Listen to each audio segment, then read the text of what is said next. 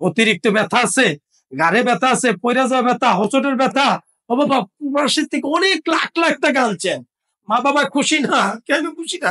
জানেন একটা তেল ওই বৃদ্ধ বাইরে যদি দিতে পারে, মা ওই আসমানে দেয়া হাতটা ধরে এখানে পৌঁছা আসমানকে বলবে, আল্লাহ, হে আল্লাহ, তুমি আমার সন্তানকে দীর্ঘ হায়াত করো।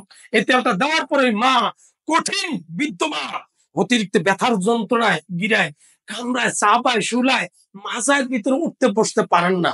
শেষ চিকিৎসা মনে করে আশরাফ একটা তেল ব্যবহার করুন। আমি মনে করবো 1 থেকে 14 দিন ব্যবহার করে আপনার জীবনের একটা ভুল ভেঙে যাবে, যে প্রাচীন চিকিৎসা এখন আছে। এটা মনে করে আমরা একটা তেল ব্যবহার করি। আমার মনে হয় যে জায়নামাজে ওই জরুরি টাইম আপনাকে বলবে, বাবা, আল্লাহ তাআলা তোমাকে দীর্ঘ হায়াত দারাজ করুন। মা বলবে, আবার ব্যথা নাই। কত বড় ব্যথা আছে, গিরায় কোমরে ব্যথা, পইরা যাওয়া ব্যথা, হোঁচটের ব্যথা, আর লাখ লাখ টাকার ওষুধ সামনে রাখবেন। আমার একটা তেল চ্যালেঞ্জ করলাম, একটা তেল ব্যবহার করবেন 7 থেকে 14 দিনের ভিতরে আল্লাহ তাআলা আপনার এমনি সুস্থ হইয়া কইবেন, বৌমা, আমি কাম কাজ করি। এত একটা মাজার ভিতরে শক্তি পাবেন। আল্লাহর গাছ গাছলা তেল।